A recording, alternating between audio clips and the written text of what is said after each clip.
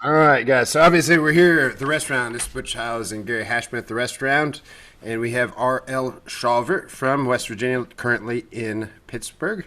But really, what I wanted to have him on for is he just wrote a book that he's trying to get the word out for, and it's titled "For This Child I Have Prayed." Is that correct? That's it. That's it. Yes. So one of the things that we talked about before we got on here is that I was going to try to do a little introduction that I'm going to mess up, but that's okay because I'm just going to throw it out there that I'm already going to mess it up.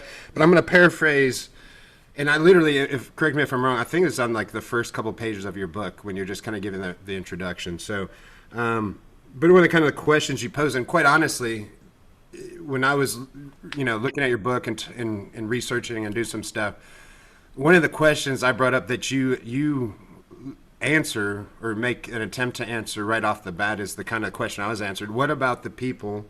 Because when a child's sick, you've got a couple ways to go. You can put all your faith in God and hope for the best and pray for the best. And there's the other people that they say, God, why'd you do this to me? And why'd you do this to my child? And that was the initial question that came up right off the bat on me. And you mentioned it right away.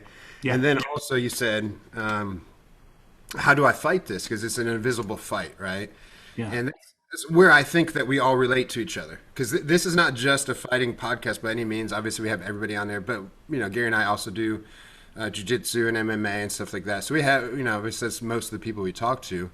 But having a fight or having a challenge and having to be mentally tough and having to prepare for something is a big deal. Mhm. And then you've obviously done it. And so one of the things that you're saying is, you're right. There is no person or thing to fight. But you don't agree with what they're saying is that you were blessed with some great mentors that gave you the tools and the ability to go down this road and do all the great things that you've done, and you have the power to go through this. And I think, did your son have, is it eight, am I right? Like, is it 6 surgeries in 18 months? 6 surgeries his first 18 months. Yeah. He had 2.5 months old. He turned blue. Chapter two is like I just hit it right off. Like I have chapter one being a real light, I'm getting ready to have a son. It's a lifelong dream of mine to be married, have a kid, you know. And then chapter two, I started out with my wife screaming, "He's blue," which is what happened. And we rushed to the hospital. Over the course of a week, we found out that my 2.5 month old is going in for open heart surgery. To make matters worse, they're not even they're putting a temporary fix in so that they're going to have to go in later. But yeah, over the course of the next 18 months, or the course of 18 months, he had 6 total surgeries. We were constantly back and forth to the hospital. Always at bedtime, it seemed like we were checking his heart rate and we were like, oh, we got to take him down, and yeah. Which is the worst time, right? Like I think, especially when you're new parents. I know I have 3 boys, but that's the scariest part when you first have a baby because it's like you have to leave them alone at night, and you hear of things like SIDS and all those things, and so you're like, man, you just want to check and make sure they're breathing, make sure they're doing okay, and then you actually had a son that turned blue, and so now at night you're having to like close your eyes and go to sleep, right? I'd imagine that's a horrible feeling. I'd assume. I didn't even think of all that. Of course, my wife probably did because like my son literally slept in like a little bouncer for those first 6 months, right beside her bed. Mm. Um, yeah, I mean, he had his own crib, but I mean, he wasn't in it for the first 6 months. She was right there. And my wife is ton. I mean, she's a fighter too, man. She stood through a bunch of stuff, and you asked a bunch of questions, hit a bunch of points. If you want me to come back to those, it's fine. I'm just kind of letting things roll, but you hit a bunch of good points at the beginning that I'm more than happy whenever to address because they're important questions. you know Yeah, take it away, man. Like you feel free to talk as much as you want. Just Well, like we. I was Go gonna ahead. say, I'm actually curious. Is like, so obviously, you're a big part of you is your faith, right? yeah. And you talk about that in your book. Uh, Kind of, let's go back to like growing up. Was church religion a big part of your life? So it's funny, like I grew up in church. My dad did not go to church, doesn't really still. My mom had become a Christian at a pretty young age, but kind of stopped going to church when she got married. And then my sister got her going back to church, and we started going to some churches in the town that I grew up in. And then we stopped going to those and started going to a different church. And my faith has been kind of all over the place. When I started college, I just was like, I fought with lust and pornography, which is, a big thing that Christians deal with, and all men deal with. And I was like, I just had such a struggle that I had no answered questions, that I just was like, I don't know what to make of this. I can't stand the guilt that I'm dealing with all the time. And so for all of college, I pretty much just was like, I don't know what to think of this. I kind of just walked away. And then in 2005 or 2004, I got introduced to some business people, and they were Christians. And they're like, one of the guys in particular, he was a Marine. He actually ended up coaching me. He was actually, when Samuel was going through his stuff, he was coaching me. But his story of what he overcome, he grew up with 3 dads by the time he was 8, alcoholic. Both his mom and dad died because of alcohol, but because of his faith journey, like, it inspired me. I said, listen, this is what I've been looking for in this faith stuff. Like, when I've read the Bible, like, it's miracles and it's all kinds of crazy stuff. And the churches I'm growing up in are nothing. They're like, they're not nothing. They're just not talking about any of this stuff that is power and is radical and is crazy, and stuff that says, hey, listen, there is a God. I mean, I don't really believe much in a church that's just all about like being obedient and being good and all this stuff. I think that has a place, but I think that's like, like with Brazilian Jiu-Jitsu, it's like, hey, listen, doing,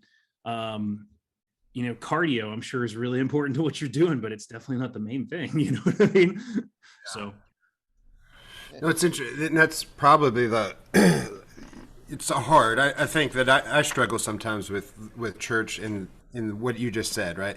Because there's like, for example, we go to a church now that I love, or my family mostly goes. I don't go as much, and but one of the things that made me mad early on, because they're like, we welcome everybody, so they would have like gay couples and this kind of person, whatever, and it was like, you could see them in the crowd, and I was like, yes, this is what I thought it's supposed to be like, and I liked it, right? And then you could volunteer to help things out and to do some things, and I did that. But then it was like going back they wanted me to sign a contract, which was all perfectly fine, but it went back to like, well, you're not going to do all these things. And I was like, then you're speaking on both sides of your face now, because they're saying like all things were fine, but it was like, I thought you accepted all these people. I thought that was the point. And now you're having me sign a paper that says I will not, do drugs or do, have sex without marriage, all things that aren't an issue. Right. But it was just the fact that I was like, but I thought this was a place that you're welcoming all these people, and that, we were going to address it and do all those things. And yeah. And it wasn't, but and they're still fine. But that was like, that's kind of one of the things that bugs me. Right. Like, it just, yeah. It's not the end all be all thing, but that was that's what I struggle with all the time. Because I think sometimes, and they actually addressed it at the church too. That's why I do like that church, is that they say it's funny how they are held, if you go to church, you are held to a higher standard, right? And like, they're like, it's not fair, but it kind of is. You've taken this on, right? So it's like, because I remember we had a youth pastor that came to the gym for a long time, and that's what he used to tell me. He's like, I like to gamble, but I can't go out if somebody sees me at the dog track pulling a lever or do this or do that. He's like, then they're gonna say I'm an evil person. He's like, I don't consider me pulling a slot lever. He's like, I just like to go to the dog track, have some drinks, and have do this or that, but I can't, because somebody's going to judge me for it. And he's like, I get it. It is what it is, right? So anyway, it's an interesting thing, Hey, Samuel, can you go in the other room, buddy? Or you want to say hi real quick? Say hi to everybody. Hi. So go in the other room, okay? Go play. Yes. Sorry. Oh, no, no, it's fine. So where were you when you and your wife met or got together and got married? Where were you with your faith? What were you before you decided to have kids? What exactly was your faith at that time? So actually, let me close my Facebook so you're not getting stupid crap. So yeah, when my wife and I met, so I'll rewind a little bit. Let me rewind to Charleston. Not long after I got Started my business, graduated college. I moved to Charleston probably about a year and a half later. And I finally had to face that guilt thing, that guilt complex, like that God doesn't like me, or that was my big question. Does God actually like me? Does God actually want me? And I answered that there. I actually talked about it in the book, like with just, hey, does my sin exclude me from stuff? And so from that point forward, when I decided, hey, listen, I want to make God a central part of my life in like 2007, 2008. From there, like it became a real solid journey. But like, I don't know. I mean, it depends on who you ask about what Christianity is. You know what I mean? For me, I guess realistically, I mean, God's never really left me. But some people would say, you weren't acting like a Christian, because like I moved to Pittsburgh and I was really bitter and angry. Some girl broke my heart. And I started dating a girl, started having sex before marriage. She got pregnant 3 months after we started dating. We broke up, and had a kid that I didn't see till he was 2. After that, like I hung around a little bit, started dating another girl, and sex before marriage, whatever. And actually, when I met my wife, I was literally a month out of this relationship, and it was just like, I don't like women. I mean, I like women, but I don't, you know what I mean? Yeah. No. What was that, Butch? We got you. I know what you I just didn't want you to think that I was like, too friendly, whatever. Just like we were talking before the podcast. Yeah, exactly. Yeah, not that way. But I mean, I just was like, I don't know what I want to do, if I want to do any of this at all. And I met her, and I met her in a Bible study. My best friend, who's actually from Charleston, Aaron Sizemore, he said, dude, you need to come back you need to get back in church. You need to, because they're coming back to a Bible study. He's like, you should come to mine. And so I was like, okay, cool. Are there any girls there? And he's like, dude, none for you. And I was like, perfect. And so I walk in, and she's like right there. And, actually, my faith took a next level step when we got married, because my wife was an ordained minister with APC, like a more charismatic church. And I was like, dude, if I'm going to actually be a man and lead my wife and lead my household, I need to figure out this faith thing. Like, I need not necessarily figure out this faith thing, because I had some of it figured out, whatever you can figure out. But I really was like, I need to have a relationship with God that's like consistent, and, as we were talking about before the podcast, disciplined. I need to make sure that I'm making central time for this. And the funny thing is like, I had no idea when we got married, because we got married in November. Samuel was born in September. I had no idea that daily, because I started waking up at 5:30 to do my devotions. And then later it became, after Samuel got out of the hospital, it became 4:45, because my job started at 7. And I would do my devotions every single morning. I'd grab coffee, sit down, read my Bible, journal, talk to God, and those things, I had no idea that the relationship that I was building with God at that point, and the principles that I was learning, were crucial to what was coming up with Samuel. Because had I not done that, I don't think it made it. I don't know what the story would be like, and I don't really want to know what the story would be like. But that's the cool thing, is that like there's a promise in the Bible that God orders our steps, and a lot of that, sometimes those steps look like hell on earth. Sometimes those steps look like whatever. But that's the cool thing. What is, and if you believe that, rather, you're a person that's not believe in faith, and they believe in fate, rather, right? People believe like that. It's kind of the same thing. And I truthfully I believe what you're saying is, a lot of times everything, it's weird how you can look back and all these choices that you've made and all these supposedly bad things that's happened to you, and even the good things, all prepare you for something either amazing or terrible, or something that you can handle, but it's because you went through all the things. And sometimes, like, I like to reflect on that as a good thing, because that's what keeps you out of, I think, just, we all go through peaks and valleys, right?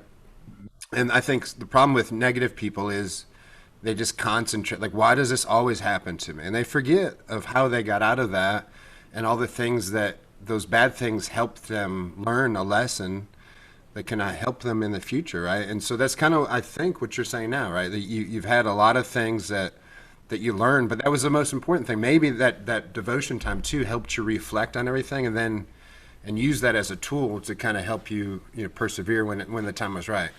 Yeah. And you're right, man.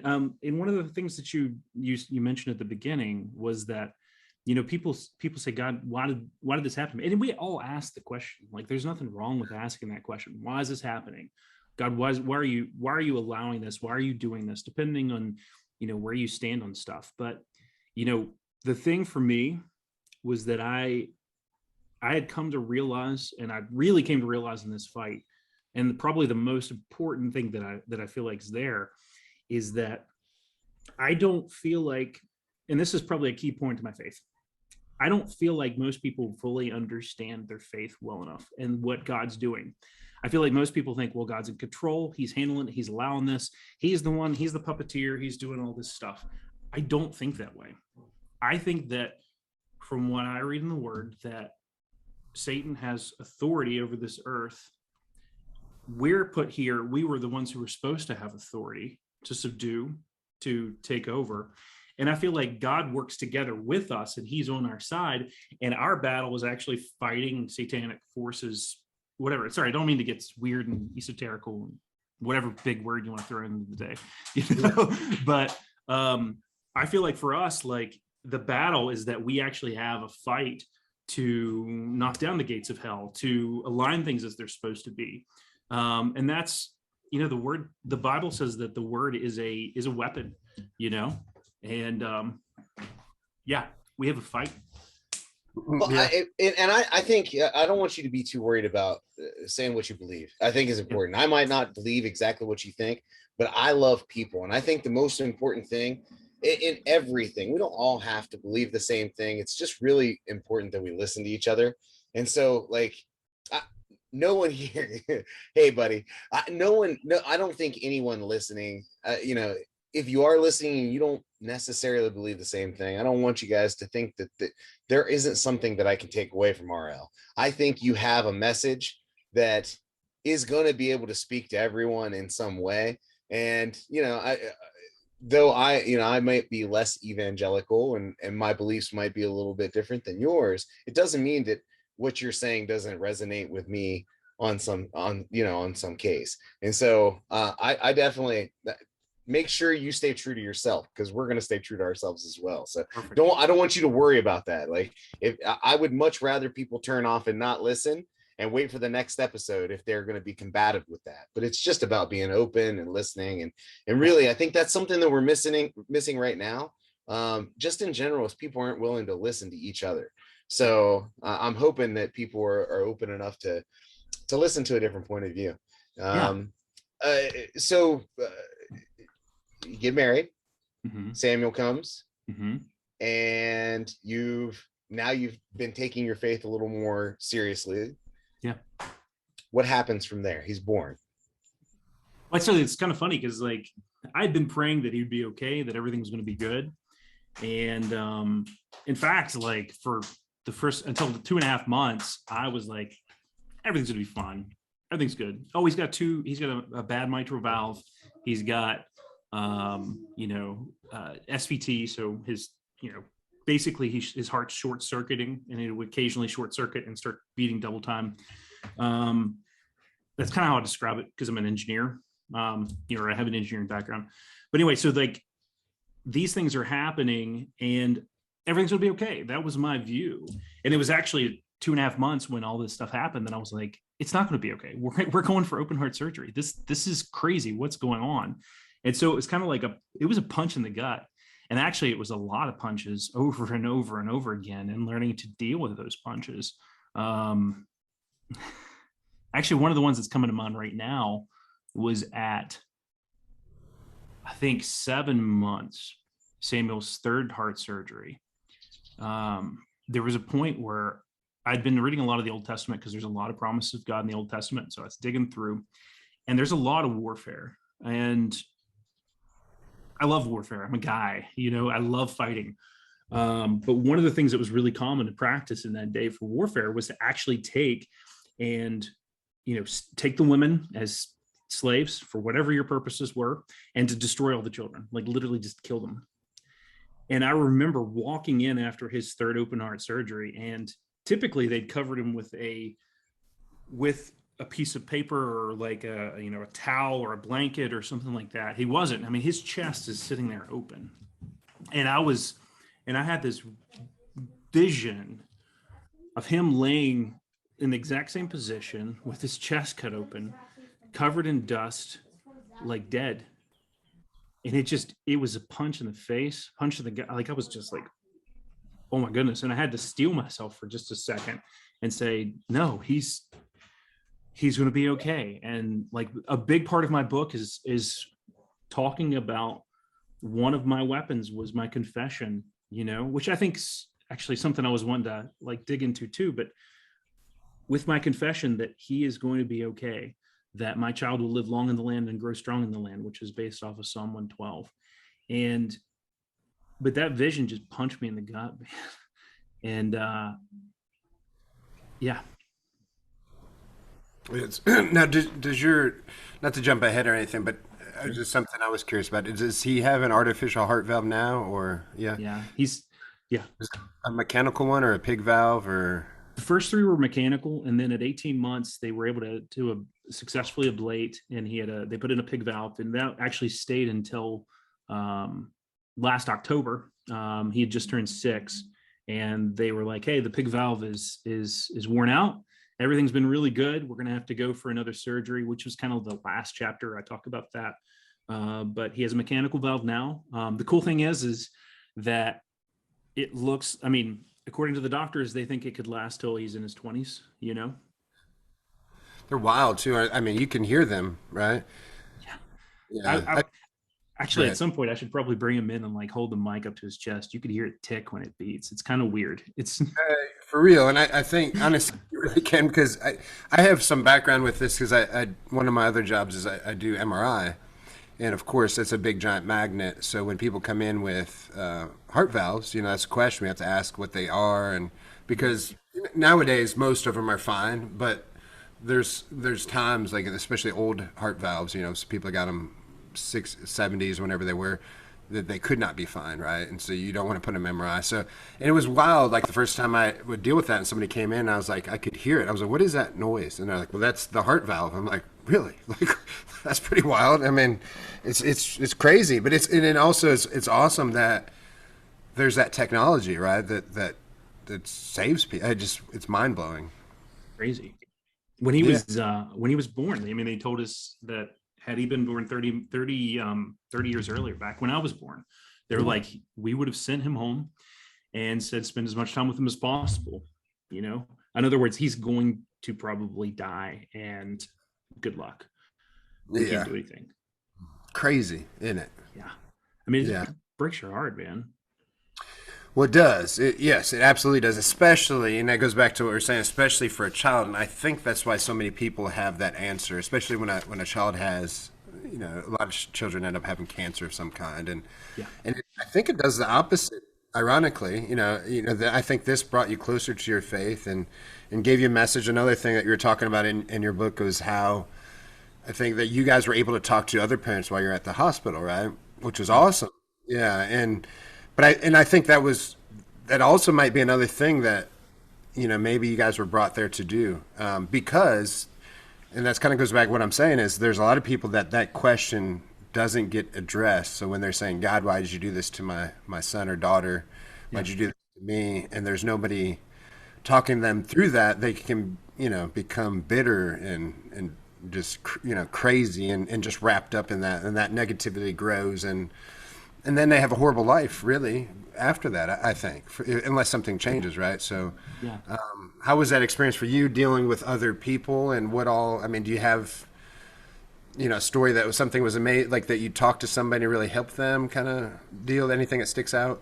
I mean, there's quite a few. And actually, just to address the bitterness thing, when I first moved to Pittsburgh, I was like, God, why did this happen with this girl who broke my heart? And You know, the cool thing is like it talks about like how we're, gosh, I'm trying to remember the exact passage, but it basically just says, God, I was a brute before you. I was stupid. And basically, why am I not thinking of this? But that resonated with me because I remember that period of thinking I was so stupid for being so bitter and angry at God because I just didn't understand his perspective, what he was coming with, you know? And I remember being bitter for a long time. In fact, you know, part of the reason Isaiah was born was because I was bitter and angry and I wasn't thinking, you know, I was just thinking with my other head, you know what I mean? And I'm glad he's been a huge blessing. And I don't want to think ever say like that he was a mistake. He wasn't a mistake. I knew exactly what he was doing.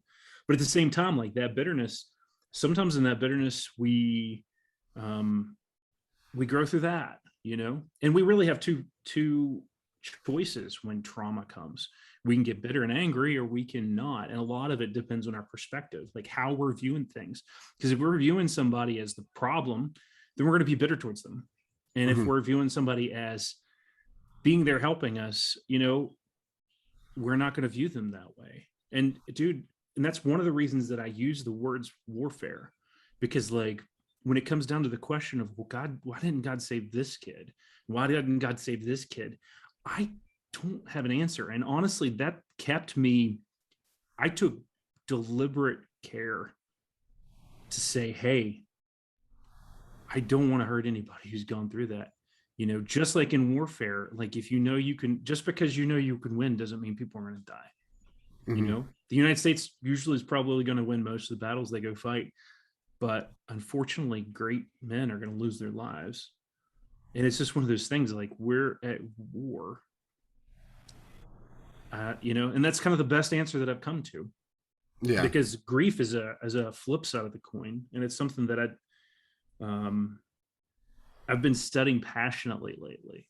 Because I feel like with grief, you know, I feel like there's two ways to handle hurts in life. And one of those is, you know, just to suck it up and move on. And there's times that we can say, hey, listen, I'm going to play hurt. You know, somebody, you know, I think my leg's broken, but you know what? It's not that bad. I can finish this fight.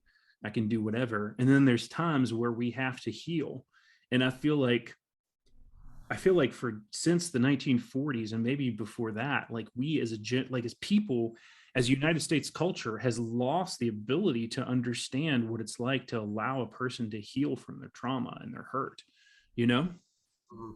Sorry, I'm going way all over the place here. It's fine. Like and I think all of these different little paths that we're going down, I think you're hitting important topics to talk about. You know, as you were talking, you know, all the stuff. I wonder sometimes, you know, when we think about, because we're still talking, I mean, we're talking about a fight, you're talking about a war, and sometimes it's an emotional war, a spiritual war that we're fighting as well. But, you know, in training, to kind of like tie this back to jujitsu a little bit, and I deal in a lot of metaphors and similes, so I apologize if this is off a little bit, but, you know, we train to put ourselves, you know, that on our worst day that we can still overcome, right? I want to be prepared enough that regardless of if I'm at my peak or if it's, you know, maybe everything is off and I've got the flu or whatever it is, when I take the mat, regardless of what my opponent has done, I've done the proper preparation that I can go out there and win. Yes. So I can win against you on your best day, even on my worst day. I wonder how much of your spiritual preparation before your son was born was that preparation for what you had to come into. And obviously, you know, sometimes it sounds like you said that you had some coaching, and that there were times where you kind of leaned on other people, and it's no different than being in the middle of a match and me looking over at Butch, and Butch is, you know, hey, you need to frame, you need to shrimp. It would be the same. It's the same thing, right? Like we still have that spiritual, you still had that spiritual guidance, right? How do you feel like that? Do you feel like you were being mentally prepared for your son to be born and to deal with what was going to become all the operations in 18 months that you experienced? Yeah, I mean, 100%. You know, and even the journey itself was a growth journey. I mean, I think it's part of what makes it a pretty decent book. But actually, one of the things when you're saying that, the thing that really comes to mind, because I don't know if necessarily spiritual training is that is, I don't know. I mean, I have to think about some of that, but there's an essence of it that speaks back to us authenticity. And actually, the North Carolina, since you're in Greensboro, I don't know if you know the North Carolina state motto, which is esse quam videre, which is Latin. And I don't speak Latin, so if I pronounce it wrong, forgive me. It's kind of a joke because nobody speaks Latin. But it's to be rather than to appear, and I think at 21, I'd heard that when I got around these business guys, and they told me that motto, and that resonated with me because to that point, I really worried a lot about what people thought about me, rather than saying, "Hey, listen, I want to be rather than to appear." And I think I remember the Holy Spirit speaking to me then, saying, "Hey, listen, if you take care of the being, you won't ever have to worry about the appearing, because you're going to know who you are, and most people are going to recognize it." But yeah, I think there's a matter with your faith of authenticity, of knowing where you're at, and it's the same thing with training. You can take that with Brazilian Jiu-Jitsu and say, "Hey, I'm gonna train to my worst, and you can." Or to train for my worst day, that I can beat whoever I need to beat. But if you're not authentic with yourself and honest, then you're not getting there. And if you're not, and that's actually a lot of where coaching comes in, because a coach will tell you straight if you're, "Oh yeah, dude, I could beat anybody on my worst day." Your coach will be able to say, "Hey, dude, you couldn't beat a fly on your worst day. You can barely beat him on your best day." You know what I mean?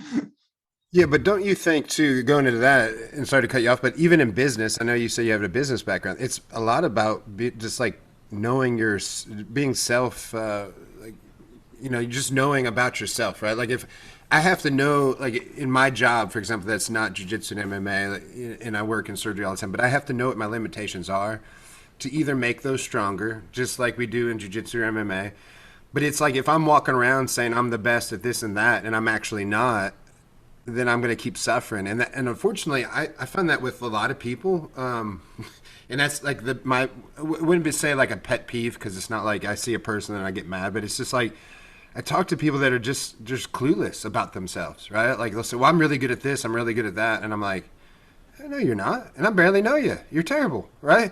Like the best example I have is like, I get phone calls all the time. It's no joke. We've talked about it a few times, but they call the gym and somebody calls and say, "Hey man, these are literally like, this is not even a joke. I've had calls and somebody says, "Hey, I am the next Anderson Silva."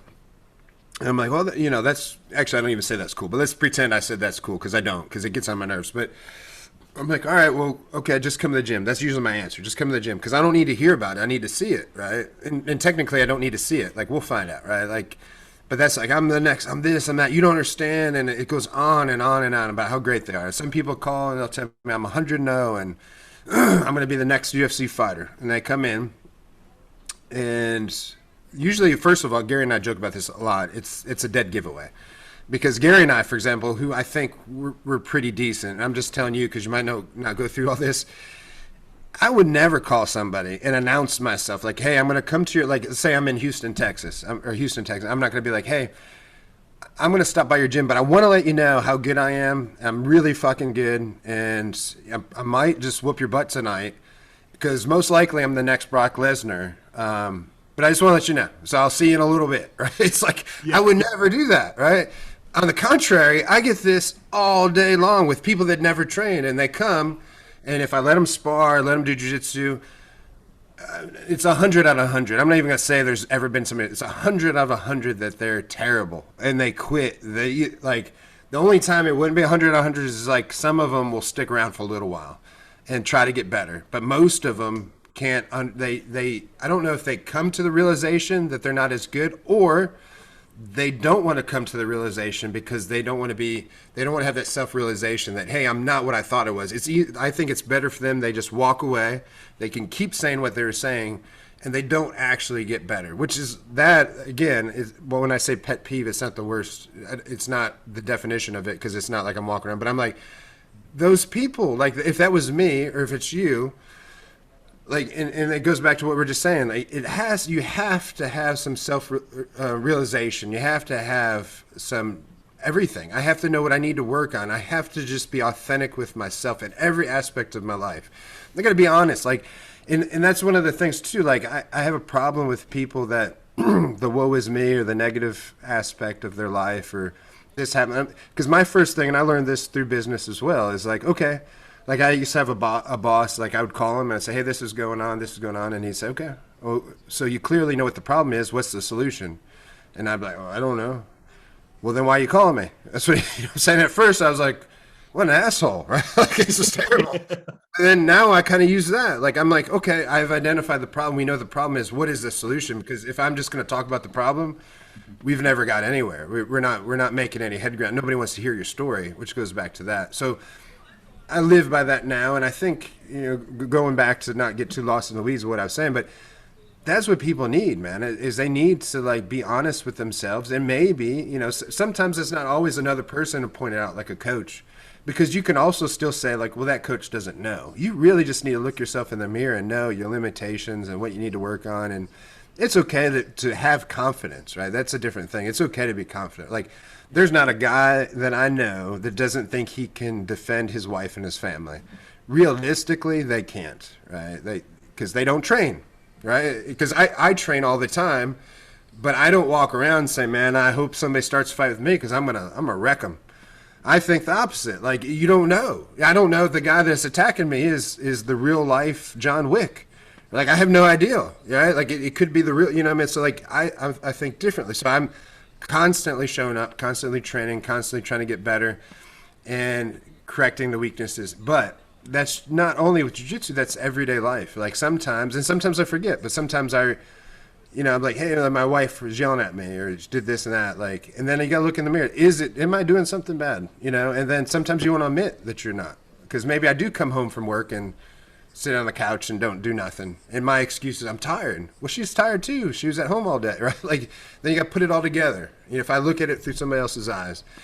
And I do think, going to what you say, I do think having a faith does that to you, because you're kind of putting it in a power, like somebody's that has more power than you in their hands, and you're looking at things more objective. It gives you almost like a third person perspective in a weird way about yourself, because you're looking at like, I need help. You're asking somebody for help, and then you're having to reflect and look deep in inside of you and start coming up with some answers, right? But anyway, yeah, I think it's important. That's what you did a lot during this journey, continue to do.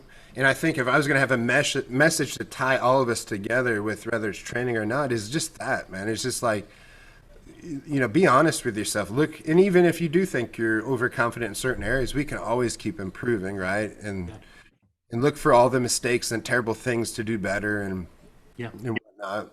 But yeah, I mean, again, I know I kind of was going off on a rant there, but I love it, man. That's fantastic. Actually, I had things to say to add too. We'll go for it. Yeah. I mean, I don't. Just want to jump in. Jump in nonstop. We have. Yeah.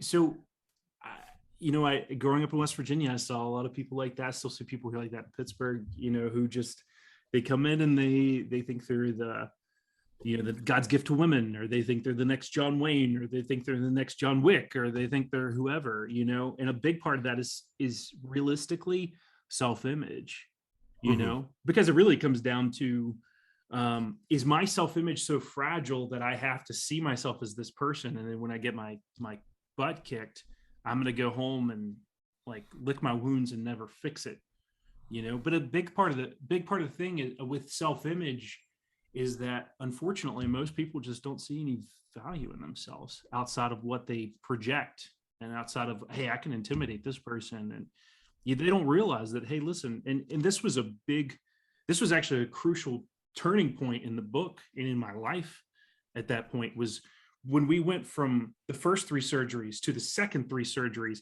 I dug into a lot of self-image books, and I started to see myself as valuable, created in God's image, someone God loves. And when those things changed, my self-image changed. If you see me, I'm going to be confident. Now, I'm going to be confident when I walk into a Brazilian jiu-jitsu gym that I don't train enough and I'm going to get my butt kicked.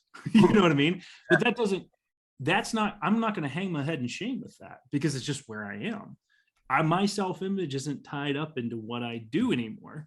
And when I fix that, I don't have to boast and to blow hard and to whatever. I can walk confidently knowing who I am. Yeah.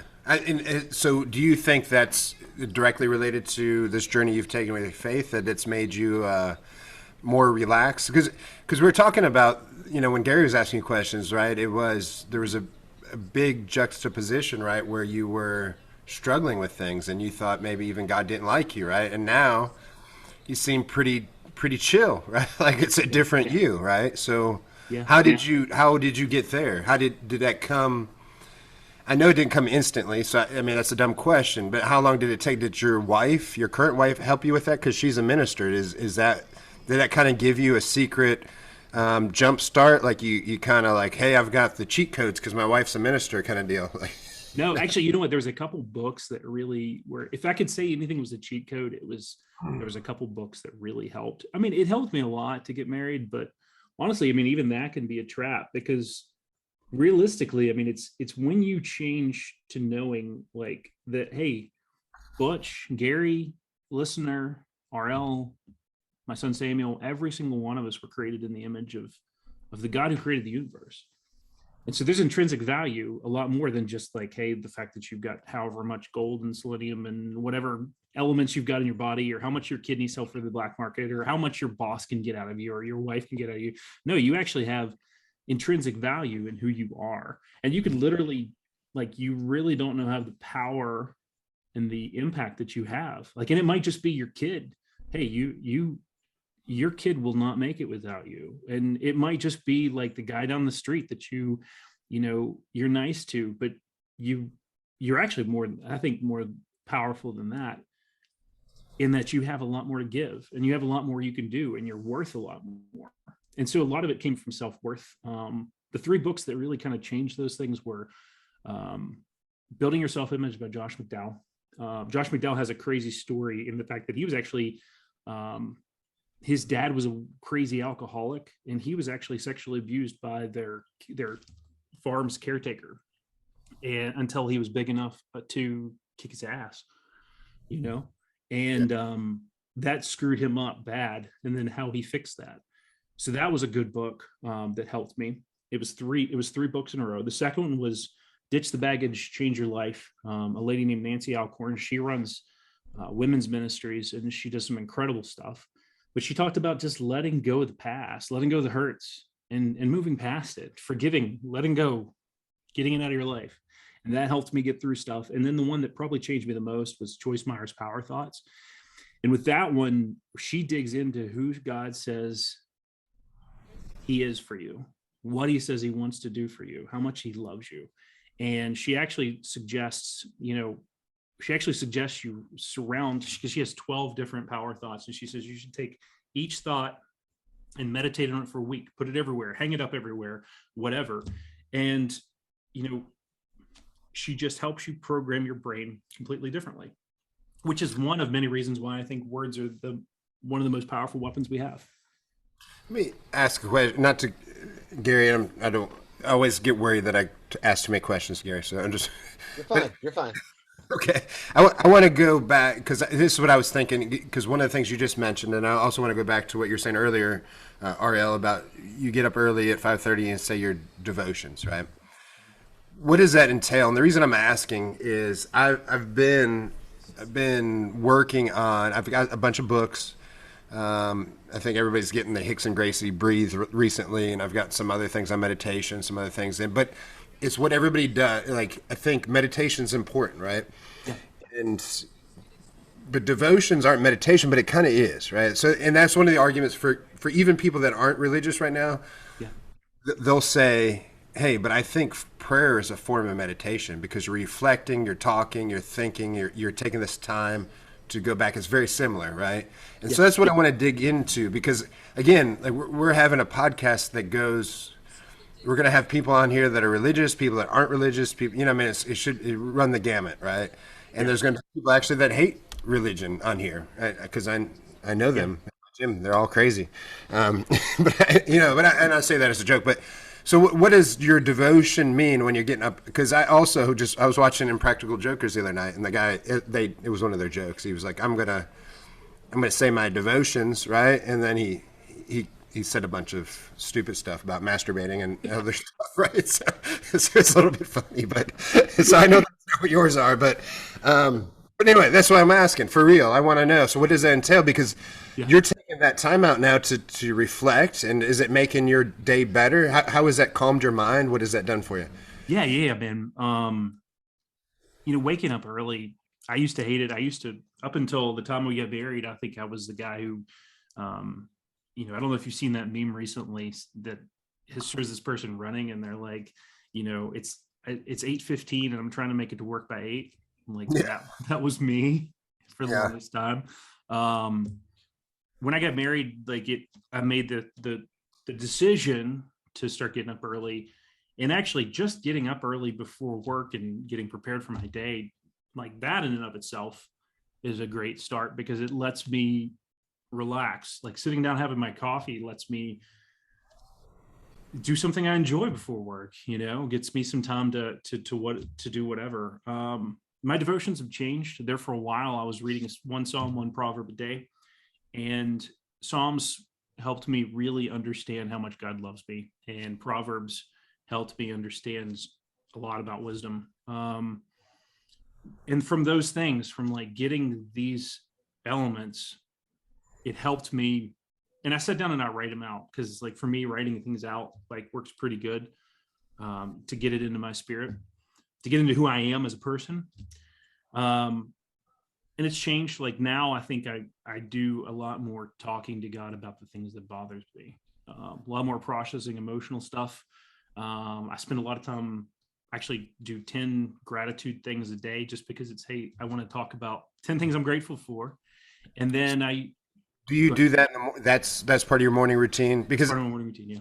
Okay. There's whole books out there about, and I think some of them are called gratitude, but some say every night you should list 5 things you're grateful for. And there's actual real studies that show that people that do that are happier people because it starts taking that negativity out, right? Like when you had a bad day and really, like, I know me, like anything, I could have a great day and then I talk to a patient, obviously with my medical job and just their attitude will just destroy my day, right?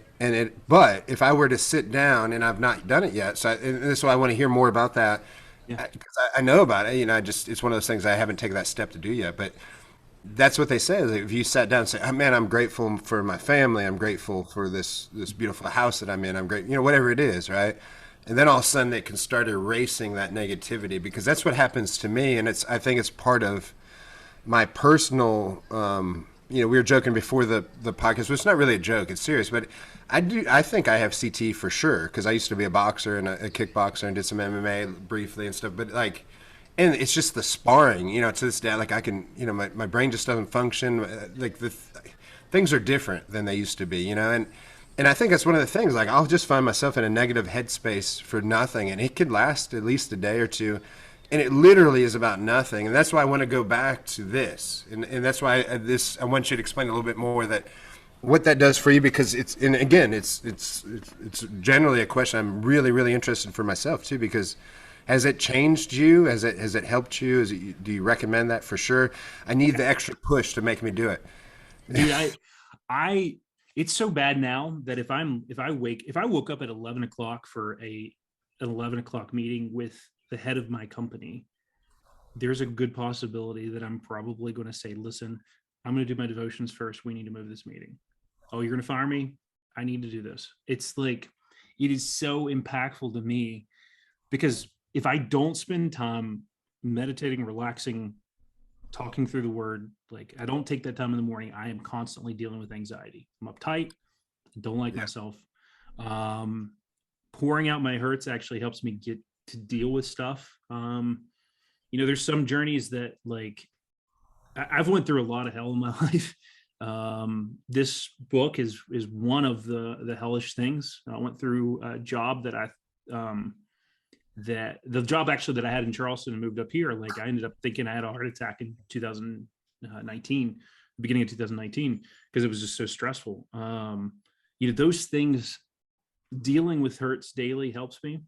Being grateful every day helps me realize that my God's good to me, but it helps me put myself in a, if you want to take it from a non-religious perspective, it helps me, whatever. It helps me get a good frame. Do you change those? Are they the same grateful things most every day, or they change every day? There's a few things that I'm grateful for about every single day. Yeah. But for the most part, I mean, dude, it might be something as simple as, hey, listen, I got a nice scotch here. I had a nice cigar last night. I got to hang out with a buddy last night. Hey, little things, big things, whatever, just being grateful for it. I remember somebody saying something like along the lines of, what if you had everything? What if you woke up today and the only things you had were the things you're grateful for? It's kind of Yeah. it's kind of wild. Yeah. Yeah. So I've never, I know Butch has done a lot of the self-improvement books. I've never really done a lot of those. I have listened to a couple audio books where it was like self-improvement, you're a good person and you need to go conquer the day kind of things. But probably about, I would say around the time that my daughter was born, I started doing this thing where, I was happy. Obviously my daughter's born and got the start of a family, but then something would get me down and I would think back like, well, at least, I've got my daughter. And I realized how good I felt after that. And so then it got to the point where when people would ask me, how's your day going? A lot of people would be like the generic, whatever that, hey, how's it going? Oh, it's another day or whatever it is. I got to this point where I started saying life is beautiful. And the reason I did that is because there would always, and most people who engage in just general conversation, they ask you how's your day or how's things going or whatever. And it was my opportunity to do my gratitude. Now that you guys are talking about it, I realized this is what I was doing. Yeah. I would say life is beautiful. And then whether or not there were follow-up questions like, oh yeah, Gary, how's things great? Or, what's beautiful? Or just now I said it to myself, now I have to justify to myself, why is life beautiful? Because I know it is, Yeah. I woke up this morning and I wanted to wake up this morning. When I went to bed last night, I went to bed with the intentions of waking up the following morning. And so when I say life is beautiful, I have the opportunity to reflect upon myself and say, it's not just a saying. I'm saying that because it is. And sometimes I need that auditory reminder for myself that life is beautiful. It's like Butch was saying, it only takes one bad interaction to kind of ruin your day. And the idea that life is beautiful kind of gets tossed out. The squeaky wheel gets the grease and like all these things, the bad apple. Like we tend to concentrate on the things that are the most annoying, but also maybe the smallest part of our day. I had a flat tire. Okay, and that can bum you out while you're dealing with the flat tire. But that same day that you got the flat tire, your kid got an A in biology, and your wife got, she found $20 that she thought she had lost, and it happened to be in her pocket. And your son, you didn't have to ask him to take the recycling out; he did it by himself. But we fixate on the fact that I had a flat tire. Yeah, that was one thing, but I had all these other great things happen, and I didn't celebrate those things. Yeah. And so, I think there's a lot of importance that we don't celebrate enough. Yeah. We fixate on the bad. And sometimes it's politics and sometimes it's beliefs, instead of really looking at ourselves and saying, why is, like I said, I say life is beautiful. It's my chance to remind myself that, hey, I got a lot of things going on in my life that are great. And I could sit here and I can find the one thing that was probably bad today, but I don't sit down and really talk about all the things that are doing good. And I'm starting to realize that maybe my bad thing was doing this out on the front porch instead of inside. Huh? I don't hear a ton of noise, man. You're good. I hear a little bit, but good. I was afraid that it was drown everything, but it really is an opportunity. Like I said, I never called them gratitudes, but I really am grateful every day. And it's my chance to remind myself that, like, man, you got a lot to be happy for, that one little thing that was bumming you out. Like, probably shouldn't be bumming you out. There's an element too. You know, I hit on it a couple of times that like the words that you speak are incredibly powerful. And I think about two things. You know, first of all, what you're doing, I mean, you're literally the Bible actually says that the tongue is a rudder for a ship, and it's your life, and that your tongue is literally steering your life. And it's really kind of difficult for some people to grasp because, like, well, listen, I said I was going to be a millionaire tomorrow, and I'm not a millionaire. But they don't really realize that it's that same process of like training Brazilian Jiu-Jitsu. Okay, listen, I went and joined Butch's gym, or Gary, your gym, you know, and I'm going to be, you know, the next whoever. But that doesn't work that way, man. Like it can work that way. You can be the UFC heavyweight champion or whatever you want to be, the badass whoever. But until it takes time, it takes process, it takes consistency for you to get there. But as far as like the power of words, there's two examples that I think of. First of all, in the Bible, it actually says that God created the entire existence out of his words. And then he created us in his image. And so if God's words were that powerful, how powerful did he make our words? But second of all, the other thing that I think about, and the one that finally got me and got through to me, because I've read a bunch of books on the power of your words, but the one that actually got through me to the best was actually, they did a study on Navy SEALs, and they said that the Navy SEALs that actually made it through camp had the best positive words, confessions. They spoke what they wanted. They didn't focus on the negative. They made sure their words reflected that. And, you know, I do that when I'm working out. Like if I get done with a set and I'm like on set 7, I'm like on number 7, you know, lift 7 or whatever, I'm squatting, whatever. And I'm like, oh, dude, I'm just done. I'll just tell myself, hey, man, I'm going to do one more. You know, I'm going to get in there and do one more. And it's that way with little things. It's that way with big things. I think their words steer your life. Anyway, sorry. Oh, and they do. I'll tell you, like, because I used this is, you know, kind of gets off track, and I want to get back onto your morning routine after I say this because I think it's important. But on the words thing, I just want to tell you a story. Like I used to, especially with my wife, when we would argue, it was a fact of winning the argument. I wanted to be the winner, right? So I would, and the problem with you know having a wife or a girlfriend is you guys know what cuts the deepest, right? So I could bring up stuff from years ago, and I know it's going to hit her hard, right? And I would do that if I was losing the argument, right? But I knew, I mean, subconsciously I knew what I was doing, right? It always sucked, and hopefully I don't do that anymore. And it was another thing that I learned from, but it goes back to what you're. And she'd always say, you know, some of those things that you said were really hurtful, and it's hard for me to get over it. And I'll be like, well, it was just words. Like, get over it, man. Like, because we had an argument, and that was the thing. I said, we just had an argument. Get over it. And that's truly how I felt. But again, I wasn't putting myself in her shoes, right? Meaning that, you know, maybe given somebody said similar things to me, how would I feel and how would I react to them afterwards? Would I still think, well, this person said this? It doesn't mean that, like the way I looked at it, I could say the most hurtful thing, but I was winning an argument. It doesn't mean that I meant it, right? Right. And then she could say, well, you said this, so how do I know which version? If you say, you know, something different, you know, this is not what I said, but this would probably make more sense. But if I said she was ugly, you're making a ton of sense. This is stuff that I deal with my wife. Like I get mad and I'll say stuff and you keep going. Yeah, well, that's what I'm saying. I've never said she was ugly. I was just going to use that example because I couldn't think of one. But I was going to say if I said that and then later said she was pretty, or she'd be like, well, how do I know which one? How do I know what's the authentic version, right?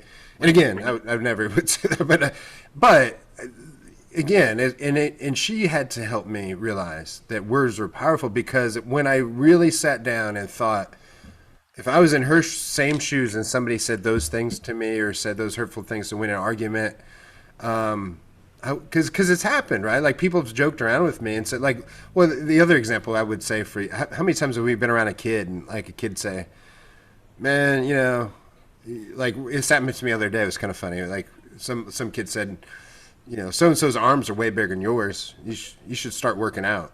It's like, God, that's what I was like, kid, that really cut me deep. Right? Because that was like the first, I knew the kid was being honest. And I was like, yeah, I thought I was doing all right. And I just kept looking. I was like, man, I got to go work out now, man. That's just really, that cut me deep. But it's the same thing. So like now the kid would say, yeah, they would be like, I was just joking, or I didn't really, because I'm like, yeah, you wouldn't say it if you didn't mean it. And that's exactly what my wife was saying.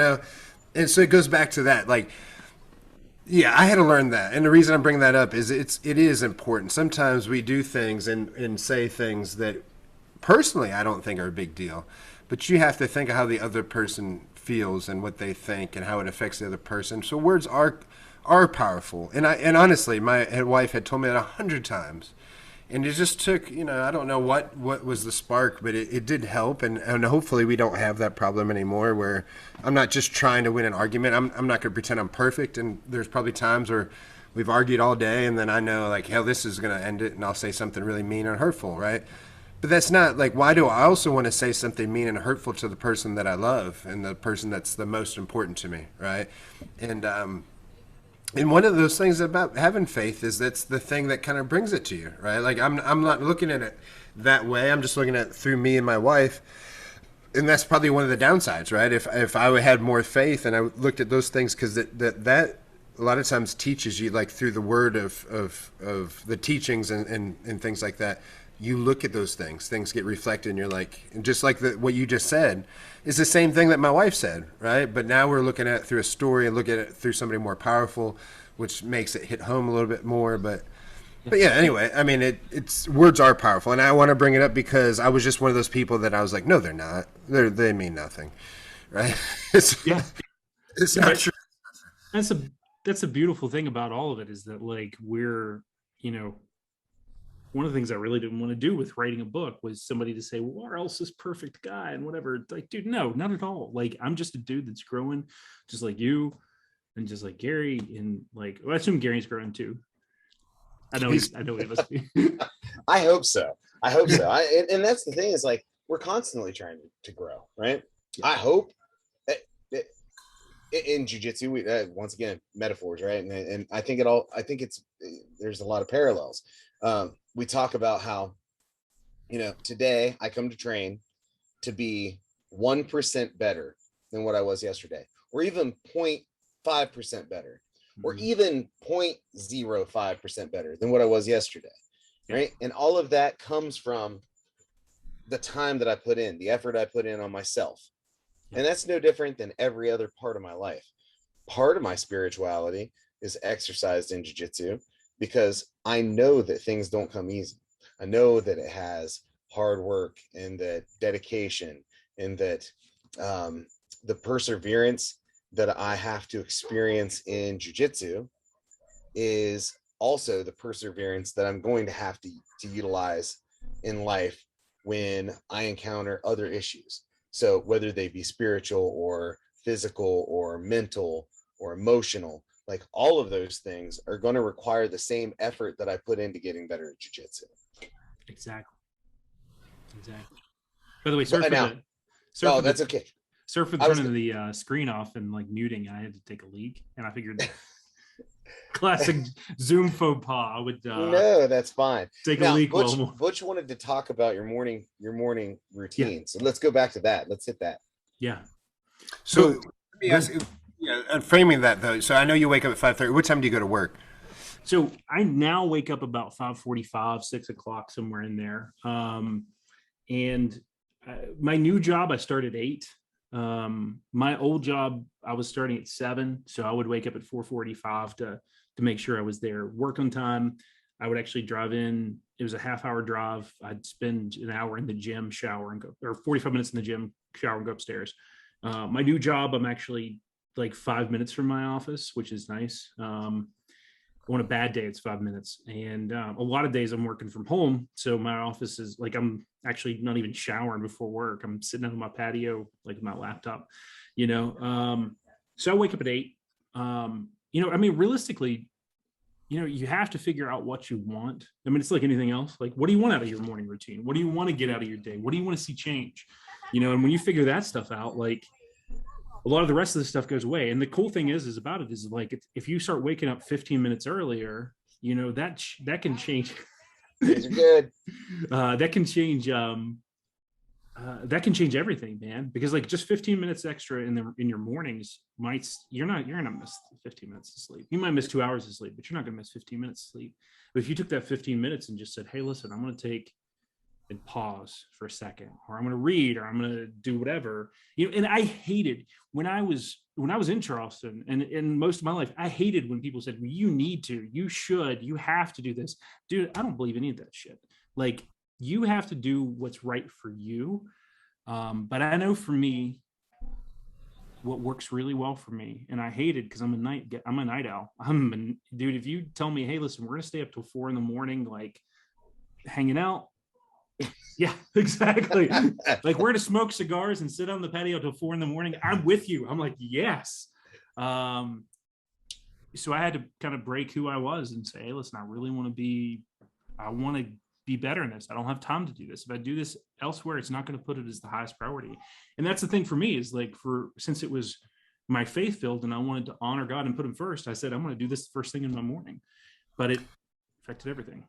So with your devotions, well, 2 questions here. How long are you giving yourself? Right. So I know you regardless of the time, are you taking an hour before work, or just about 30 minutes or? About 30 minutes. I mean, but it's about 30 minutes. So, I mean, obviously, you wake up, you make your coffee, you take a dump, sorry to be crude, that's a big part of life. Speaking the truth. Yes. Yeah. What's that? I said, you're speaking the truth. You're speaking my truth. That's perfect.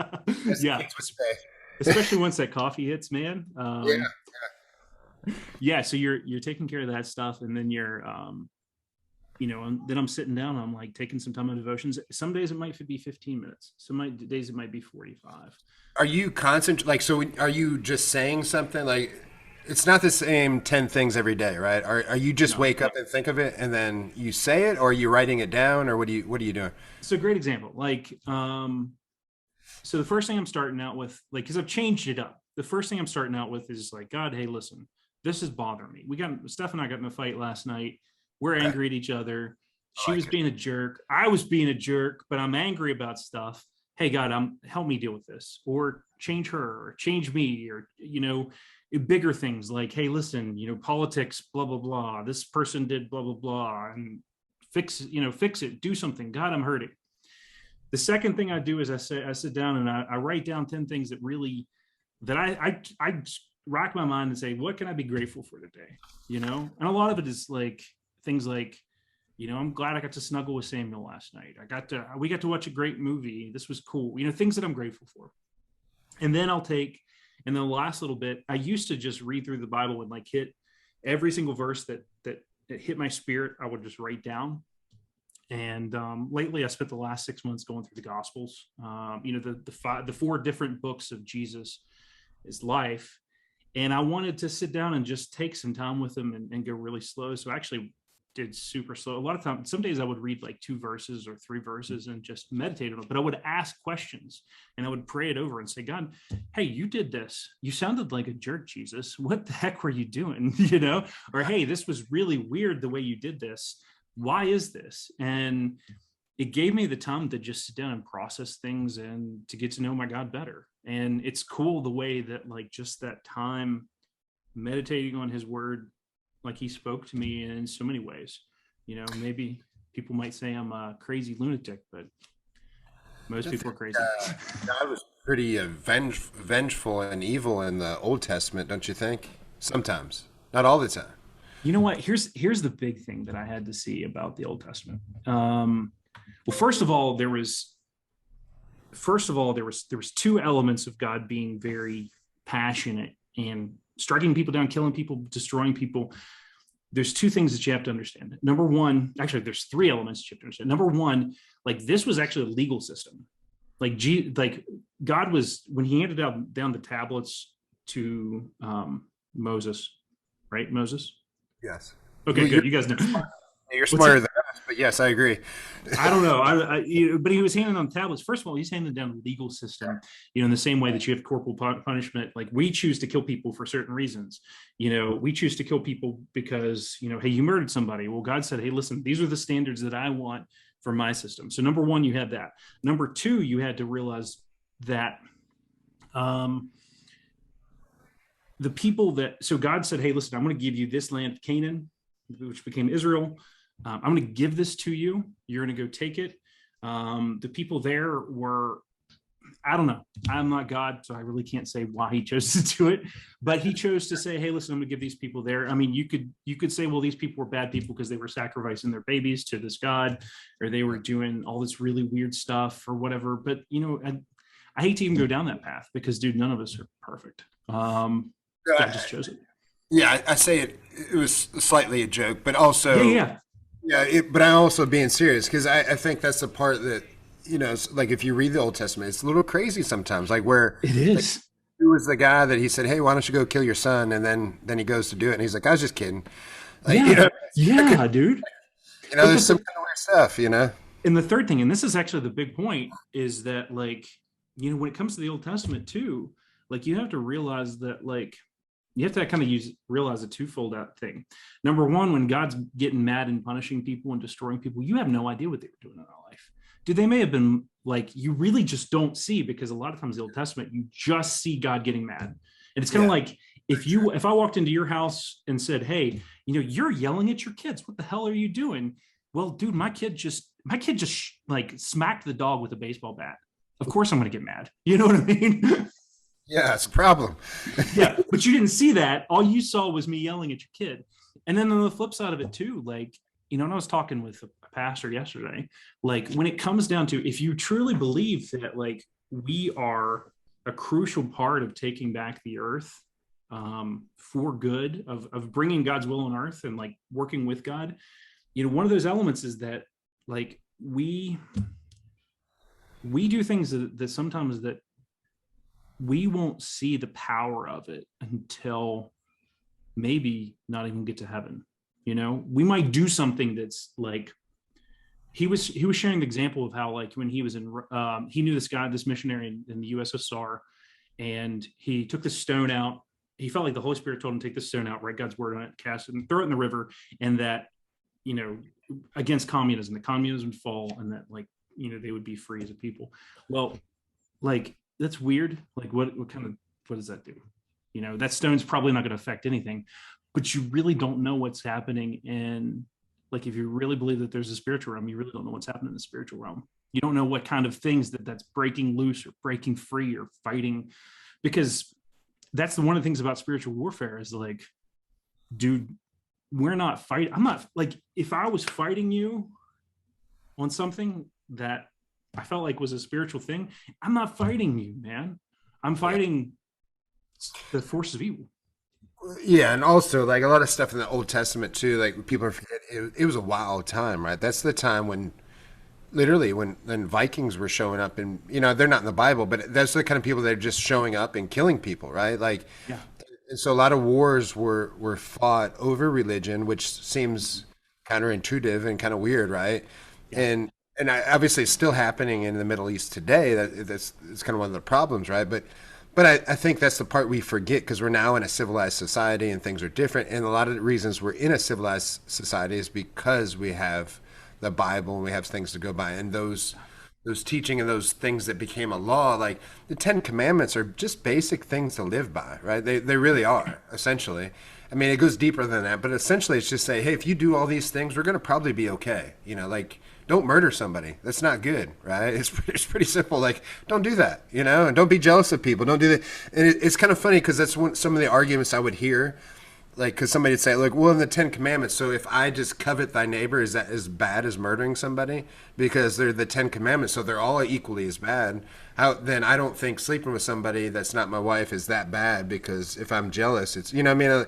So you can kind of justify all these things. But I'm like, as a guy that's just being objective, I'm like, look, these are just laws at the time. Not really laws, but they were things to live by, right? For example, I don't know if it's Deuteronomy or Leviticus where they're saying, like, don't eat pigs and don't eat, but you can eat bugs and you can do, you know, that's, if you read it like the way that you read it, you're like, that's freaking crazy. But it was also, they're just telling you, don't eat these unclean animals because you're probably going to get parasite. You know, they're not writing that down, but that's what that meant. Like, they didn't have the ability to clean and process and do things at the time that we do now. Yeah. So things are changed, but my point, I guess, in a roundabout way, is that's why people will argue religion or not argue, because they're like, they can. The Bible's a weird thing because you can always bring up anything you want to have your argument. I've had somebody will quote a passage for whatever they're trying to do, and I'm like, I don't know if that matters. But the same people that quote that passage will like ignore 30 other things too. Like, for example, like on gay marriage, and not that I want to get them back, they'll be like, God said not man should not lay with another man. But in the meantime, that same person screaming that is having sex before marriage, as they're doing, and they're having, like, it says not to have tattoos in there. You should not have in remembrance of tattoos. Like, this same person that's yelling that's got 30 tattoos. It's like, so which one are you going to pick to be your thing, right? Right. I'm not, we don't want to get down a religious argument by that meaning, but I'm just saying sometimes it's kind of goofy, because people still take the word to do bad things, right? Yeah. Yeah, which is awful. Which is awful. And I guess, and I don't really want to go down that path because we can, we can argue all day. But what I want to do is say, like, the good things, like what you're doing is beautiful. And if you want to compare it to just doing something that's good for your life and important and reflecting and being a good person, and if you want to start that way and not go straight into the religious aspect, like, it's the same thing. It's a beautiful thing because you're sitting down, and I know I'm hyper focusing on this, but it also, because it's something that's important for my life, and I'm asking you, and I think, and that's why, like, because I want to know your morning routine, because it's awesome, it's beautiful, and it's something that I want to create in my own life, and I want other people to understand why I'm saying that. It's because I do want to do what you're doing. I want to sit down in the morning, and I've thought about this for years, but I'd love to. I would love to say, hey, I'm grateful for my children, my wife, my this, my that. That way I start off the day on a good foot, maybe, and then maybe when something bad happens, like we said earlier, then I can maybe slip back into that easier than I do now. And I can say, hey, like, I know this just got on your nerves, but let's go back to those 10 things you said this morning that really made you happy. And let's get back on that train. And maybe if I was already in that habit, then I could slide in right now. Because that's the one, if I look at one of the things that I still need to conquer, that's it. Because I can have, every now and then, it doesn't happen all the time, maybe once a month, but it could be like a beautiful day, everything's cooking, and then something terrible ruins the whole day, and maybe it'll last that day, maybe another day. But it affects things, because now I'm not the same person at the gym, which I've got 30, 40 people wanting a positive me, and they're there for a good reason. If I'm an asshole, it's not going to be good. Same thing for my family. And all those little things can really just upset your day to where you're not the same person. Now, the interaction with me is where somebody could say, hey, man, I met Butch the other day, and he's a really nice guy. Or somebody could have now meet me, and it's like, man, he's a douchebag, man. I met that guy, but they don't know that I was in a terrible mood, right? Like, Right. and so I want to avoid that. I want to do my best to again, like we said, I'm always trying to improve. And so I know I'm hyper focusing on this, but it's because I know that there's a million books out on this. I've watched the Today Show where they say you should do this. It's just beautiful that you're saying it, and it's beautiful that we came together on this day, to talk about it. And again, I'm sorry to. No. I was going to say, I want to jump in because I looked up his name. I think it's Admiral McCraven. And he was on Jocko podcast, and he's been on a few other podcasts that I listen to, but I think he is the one responsible talking about the make your bed, right? Yeah. And this is kind of what we're talking about, is in the morning, and in the metaphorical make your bed. I mean, it's the literal and the metaphorical. The literal make your bed is that if you make your bed in the morning and you leave the house, you go and you have a terrible day, and everything seems to go haywire, upside down. Work was rough, kids were fighting, groceries, you forgot to pick something, everything seemed to just kind of like cascade into terrible. And then you get home and your bed is made. The last thing you did at night, you didn't have to do. It's ending on a good note because the bed was already made. And this is kind of, the metaphorical making your bed. You wake up in the morning and you're making your bed emotionally and spiritually. Yeah. Right. I'm setting out. I've started the day off the slate is clean, and I know that when I return, I've at least started the day right. And I think, you don't have to. This is I think the thing that Butch is trying to push, and I want to push, is that regardless of your religious beliefs, if you take that, it makes you a happier person. Yeah. And whether we agree upon religion, spirituality, if you're an atheist, if you can take this and say, hey man, RL was talking about his talking about how he's grateful for life and the things he does, and talking about that, he starts his day out at 5:45 with his routine. If I incorporate that into my life, I don't necessarily have to believe everything that RL does, Right. but I can start my day off right. And hopefully what that will do is lead to me to having better interactions with the people that I encounter every day. And if I can do that, then the small group of people that I run into daily are going to have a positive reaction. Hopefully that filters out and that gets passed on, rather than my negativity because I woke up 20 minutes late and I didn't have time to get breakfast and the kids were not on the bus. I'm starting off the day on a good note rather than a bad note. And if like I said, it doesn't have to be, hey, I believe everything that RL's saying, or I believe everything that Butch is saying. But what I am saying, what they are saying, is that there's no reason that we can't start the day on a good note. Yeah. Yeah. And you know what? It's that 1% better thing. Like 1% better. Yeah. And honestly, dude, if I had to say my morning routine's at least 30% every, like, makes my day 30% better every single day. Like, and that's a rough estimate. Like, most statistics are made up on the spot, but like, I can guarantee you that if I didn't have my day, like, my days just got so much better when I started doing that, Are you still working out in the morning too, or no? Yeah. I, with the whole COVID shutdown and stuff, I quit working out in the mornings for a while. And then I started doing walking and stuff. And I was like, that's not enough. I'm getting fat. This sucks, And then I started hitting the gym. There's a gym about a mile from my house, and I go lift and run. I'd love to jump into like a Brazilian jiu-jitsu gym, but I don't know. It would be weird for me to have to find something that I could do with my weird schedule, because I'll try to keep a lot of time free for the kids. For me, a big focus is my kids, and maybe I just need to prioritize it better.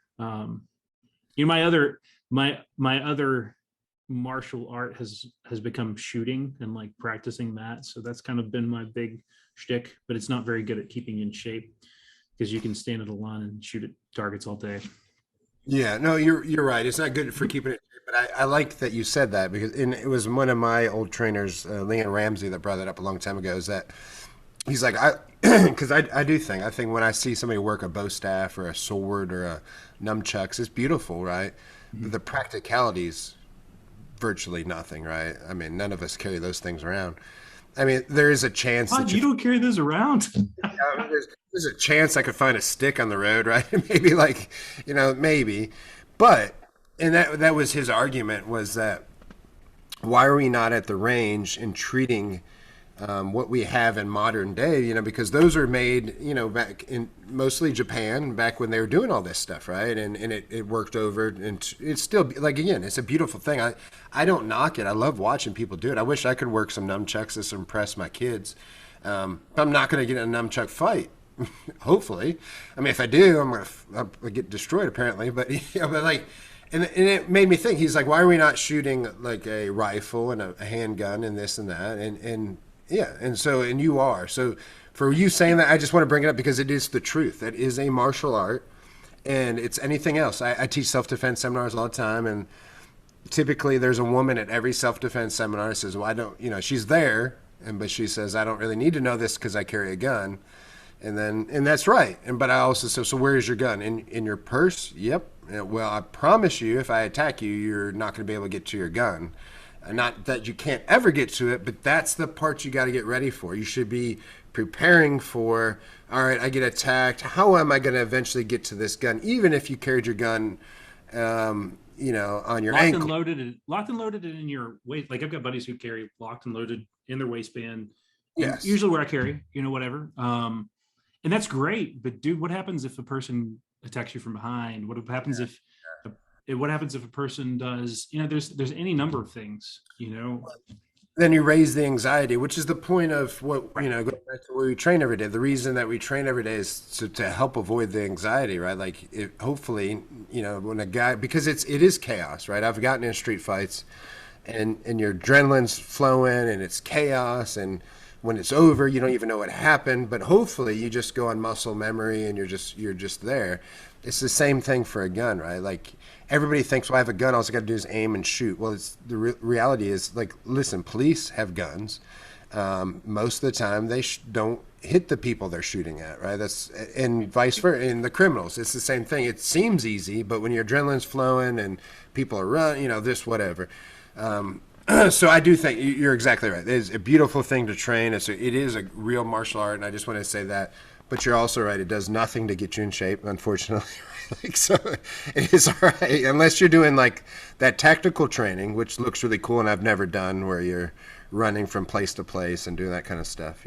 That's cool, but I mean, dude, do you know how expensive it is to shoot right now? I absolutely do. That's the thing. What's funny too is I forget to replenish my ammo every time I go shoot. So then when it's time to go, I'm like, well, do you have ammo? Because I don't, because I forget every time, and it also keeps me from being broke. It's kind of funny. So Yeah, dude. Oh my goodness. Like, if you, like, say you train 2 days a week, like tactically shooting, and you shot, 100 rounds of rifle, 100 rounds of pistol, right now you're going to be at like $100 a training session. You know what I mean?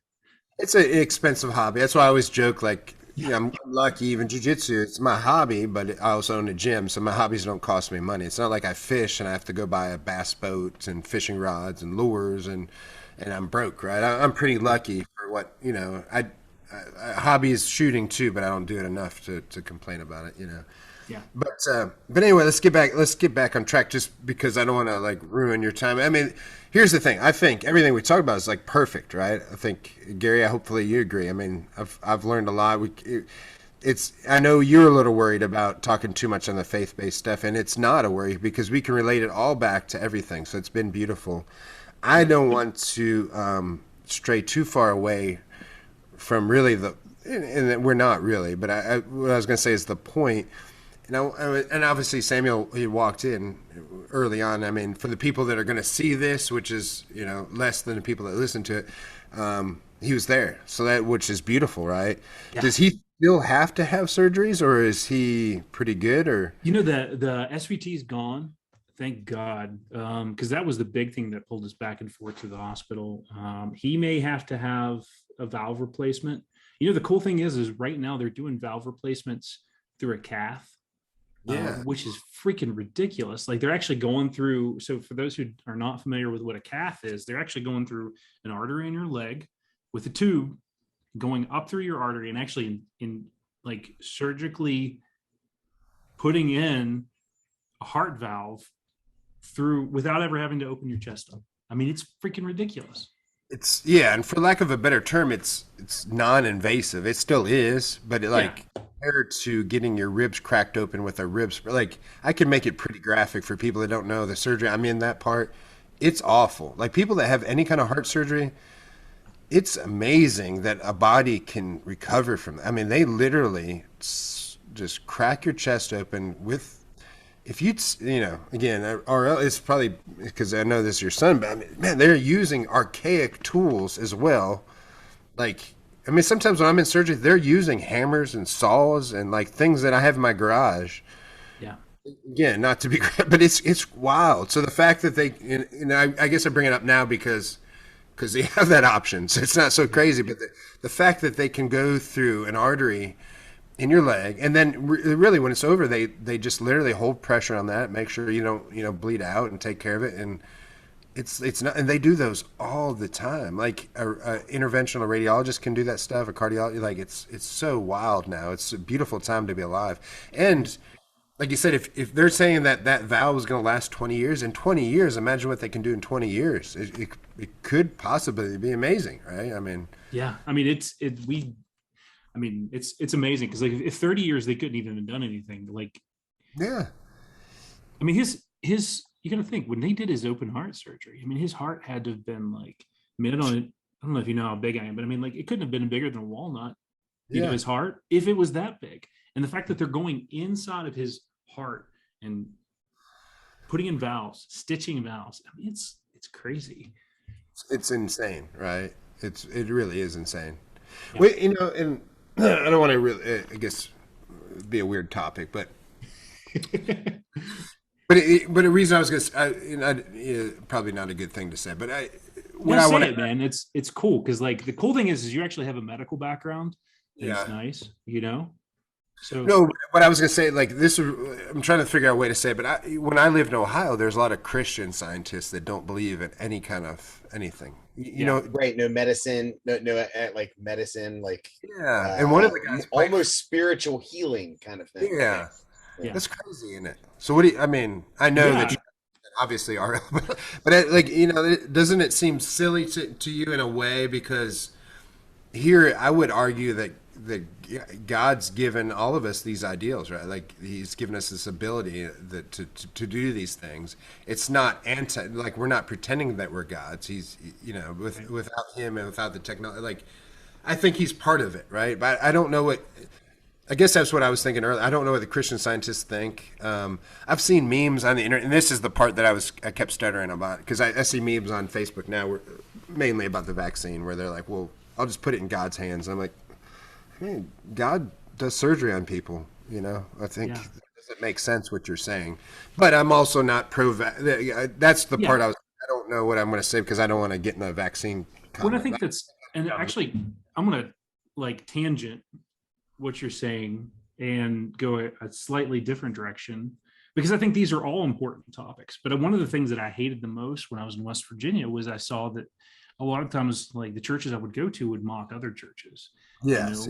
So like I think, and actually the Old Testament digs into a ton of how bad mockery is. You were talking about funny Bible verses. One of my favorite passages, there was a prophet, and I believe it might have been Elijah or Elisha, and a bunch of kids, and I think they were like teenage kids, like if you look at the context, were mocking him for being fat and bald. And after they got done mocking him, like 2 bears came out of the woods and mauled them all. Like it's the most badass Christian Bible verse, whatever. But the thing is like mocking people is a really bad thing. It's a really bad thing. So I'm hesitant to even say to pass judgment. If that's the way they want to handle their faith, I'm not going to whatever. I know for me, a lot of the people that I've been fortunate, the people that have taught me both to stand in faith for the absolute miraculous and to do everything that I can. And I think back to that parable of, maybe it's not even a parable, like, this guy was saying that he was standing on his roof and it started flooding and he kept saying, well, God's going to take care of me. And this guy came by on his truck and said, dude, the water's coming this way. You better hop in my truck and get out of here. He's like, God's going to take care of me. I'm fine. He wasn't even on his roof at this point. He was just standing in his yard. And then the water came up to his first story and like a boat comes by and like the guy says, hey, dude, come on, get in the boat. And God's going to take care of me. God's going to handle this. God's going to take care of this, And then like the water goes all the way up to where he has to get on his roof. So he swims out, hops on top of his roof, and a helicopter comes by. And he says, God, don't worry about me. God's going to handle me. And like, he ends up drowning and going to heaven. And he goes, God, why didn't you show up? He's like, dude, I sent 3 separate people and you didn't do squat. Come on, but it's a matter of like, dude, I don't fully understand like the spiritual things that are going on, but and I think that every person has to wrestle with the faith that they're given and what they're trying to get. There's an element of like, sometimes I just need to take and listen to good coaches. And then there's sometimes where I need to completely ignore all that and understand the Holy Spirit. And that's the thing about life is there's not clarity, but there's relationship.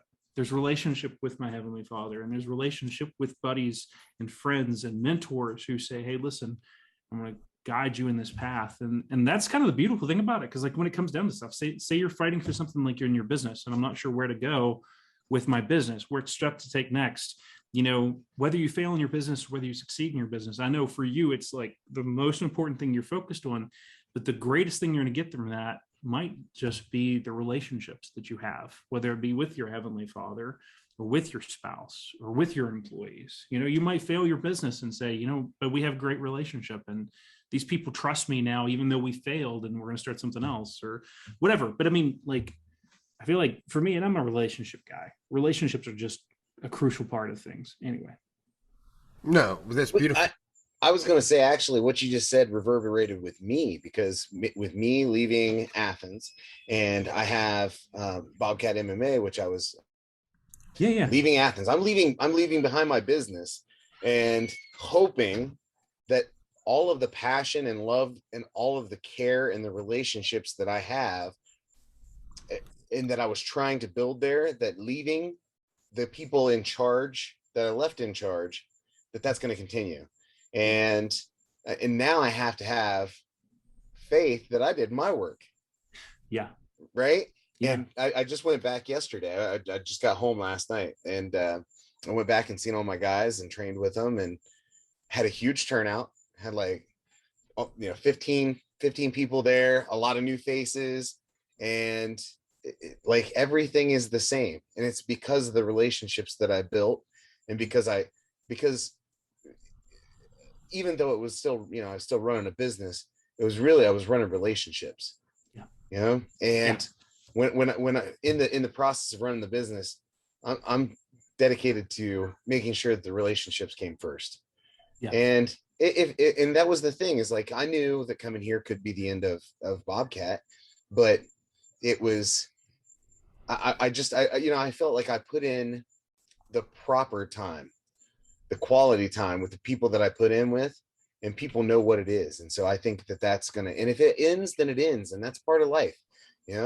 Not everything lasts forever. And I understand that. And it would have been, it would have definitely been emotional had it ended, but I'm happy to know that it would, even if it does end, it's not, nothing's granted that it's going to, survive now.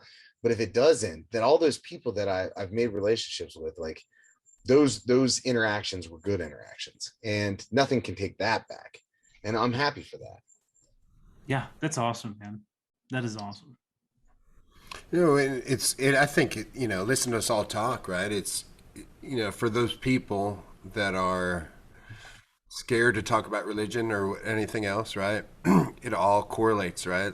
I mean, honestly, everything we say is like, it correlates to whether we're training, it correlates to life, it correlates to business, everything that we say, which I think is important. And that's why we wanted to have you on, really. I mean, I think you have an important story about your son, and obviously a book that we want to talk about. But here we've uncovered all these other things that are important for all of us, right? I think, and quite honestly, right, RL, like, when we first started talking about this, we're all a little apprehensive, like, how are we going to make this work, right? Yeah. But I think it's worked perfectly. And honestly, I think this is one of our better talks of how that we all can improve, improve each other, improve ourselves, right? Actually, after you sent me your podcast, the one podcast over with the one dude from Huntington. Once you sent that one over, I kind of was like, dude, I mean, realistically, with my book, and I'm gonna this has been sitting here, so I'm gonna show you, like, this isn't even the printed copies, these are faux copies with on the back of other people's books, but these are this is what the hardback's gonna look like, and this is what the paperback's gonna look like.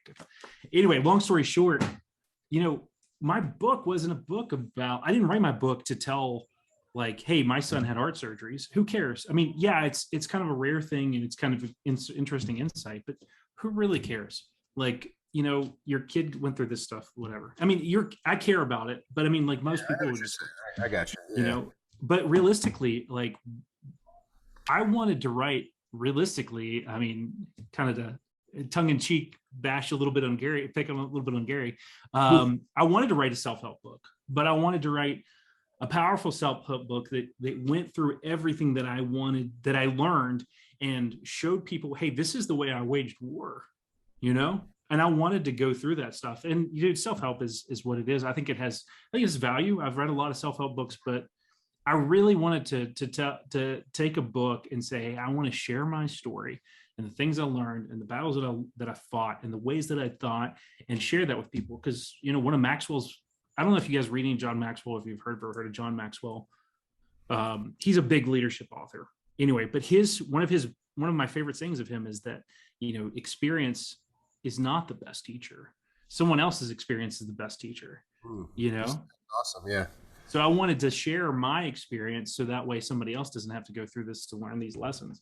You know what I mean? Yeah, well, and even like when I was sitting here thinking while one of the times you were talking, but I was like, when we went back and said like every moment means something. I mean, just the fact that you came into the gym as that brief time because you didn't train at the gym very long, right? Like, I don't even know if I trained at the gym. I think I might have just showed up. that's what I think. I was thinking earlier. I was like, he might have been there for a week, but we made in that week we made enough of connection to at least follow each other on Facebook and social media, Yeah. and now we're here, right? You know, all the in betweens. I mean, I don't think we've talked a whole bunch, you know, in between the years, and I like but your Facebook post, man. I'll be like, hey, Butch has got something that's a little different. I like this. You know what I mean? and I do that on purpose, right? Because everybody's arguing about politics. So I'm like, hey, how about an alien that stuck a bee up his butt or something? You know, what I mean, something stupid. Everybody's a slash, right? Like, I remember, right, like posting all this, and people like writing me privately. They're like, "Do you really believe that?" I was like, "No, it's a complete. I'm just trying to get you guys to be normal. Like, quit arguing all day, right? Like, Sorry to swear, but chill the fuck out, man. Dude, like, come on. that's what I'm saying. Yeah, it's like it's so funny to me because it's like, yeah. Anyway, you know, we're in this hyper politic time and hyper. If you're not on my team, you're the enemy, and you know, I mean, it's like why? Like this is what we're saying now is that. Look, I get it, you know, that you believe a certain way. You know, we're talking about other people. I get they believe a certain way, but like that's part of this conversation now is that we're all different and we're trying to find common ground and things that we relate to each other and just things that make us happy. Like I enjoyed, you know, this conversation. I enjoyed talking to you, right? And that was my point. I don't know what your political backgrounds. I could care less either way. They could be the blue or the red, and you're still my friend. And I think that's where everybody else needs to get. And, you know, that's why we're doing this podcast too, is because like, look, let's stop this nonsense. You know, some of it's, you know, to talk about jiu-jitsu, but some of it's to talk about this stuff too. I want to be better at life. And I want anybody listening to hopefully hear something that can also make them better at life. And that's why you're on here. I think you did an incredible thing because it's hard and you had to be brave to write this book. You never wrote one before, correct? No, I mean, I had to be really, actually, it was kind of the wild thing. I was reading back through actually the day before 2 days before my book released, I noticed, I started voice dictating it and I noticed a couple of errors and I spent 11 hours like working back through reading my book, finding any errors, putting them back, fixing it, sending it back over so that way we eventually get a digital copy that's without errors or at least with less errors. And gosh, what was my point? But that's a beautiful, right? Like it's, the point was you never wrote a book before, right? Yeah, but I was incredibly open with who I was. Like, I mean, I was really open with a lot of stuff that I didn't share with a lot of people, you know, a lot of fears, a lot of doubts, a lot of the things that I did. Like, I pretty much just took an attitude of like, dude, if you don't like what I'm doing, I'm just gonna talk about it with you. Yeah. You know? But at the same time, that gets kind of lonely and because people just don't know who you are, what you're doing, what you're pursuing, what you're chasing. But there's an element of like, you know, you kind of have to protect the things that are important to you. If you're running towards something that nobody else gets, you kind of got to say, hey, listen, I'm going to go out on a limb and I'm going to do this now. I'm going to share this with the people who care about it. And that was a big part of my story. But, you know. Well, I think it's important that you did. Every time you share, every time all of us, and that's what I hope with this podcast, just so you know, that I think when you get out here and you talk, there's going to be some people that they're going to write, hey, you're an asshole, you're stupid, whatever you just said is retarded, blah, blah, blah, right? Because that's how people are. But there's going to be a bunch of other people that, and I've already got those messages, to be honest, that said, hey, I didn't think of things that way until you said it, or I really enjoyed this or that. And I'm hoping that's what happens today, rather that you turn somebody more on to maybe faith-based, you know, thought process, or maybe somebody that has a son or a daughter that's not doing well, or even a friend, that all these things kind of help them. And that's the point, right? I am here, when we talked earlier, you know, whatever angle you look at it, I think ultimately we're here for a certain point of time. I'm going to do the best that I can do during this time to help other people because I truly care about them. And it's not for selfish, reasons. I don't want somebody to say, well, like, hey, you did this. Yes, that feels good, but that's not why I'm doing it. Because at the same time, we're also putting ourselves out there to take a lot of criticism for different things, right? I just want to do what I do, whatever it is, and then if it helps people, that's great, and hopefully that's what we're here to do today. I know I personally enjoyed, reading everything, and I've enjoyed talking to you. I mean, is there to put, like, not that I want to cut this off, but anything, but if there was something I'm missing, like if I was going to put a bow on this, what do you want people to think after we had this conversation? What do you want them to do besides going out and getting the book? What are your I guess maybe we never really touched on that. When you wrote this, I mean, what was your point? Like, were you like, hey, and we've kind of talked about it, but were you like, I'm writing this because there's people out there that are hurting, and I'm trying to lead them down a road, or what are you thinking there? Well, a couple of things. Right? A couple of things. I don't want to go too long because it sounds like you're winding it down, which is good. I think we've You're fine. I didn't mean it in a bad way, but I was just thinking. We've had an awesome podcast, man. At some point, I got to go spend some time with my wife and kids, and you might laugh. Hey, you wrote a book about faith and about your son, dude. I gotta be honest. I wrote because my job sucked, and I was actually trying to design an app, and the app designing the app was just as taxing as my job, because I was actually writing an ETL process, which I don't know if you know what any of that means.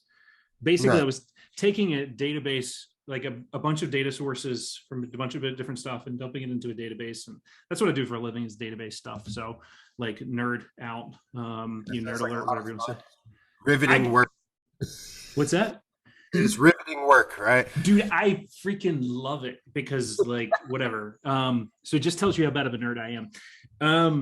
But the thing is actually I wrote the book because I was like looking for something entrepreneurial to do. So don't laugh too hard. Like, I actually wanted to make money off the book, and I still want to make money off the book.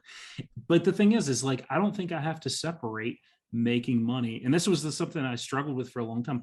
I don't have to separate making money from making an impact. And that's something that I feel like growing up in Southern West Virginia, like I had a big problem with. Oh, well, people shouldn't make money if they're making an impact, or they just need to give this away. No, dude. Hey, listen, I put 2 years worth of effort into this book.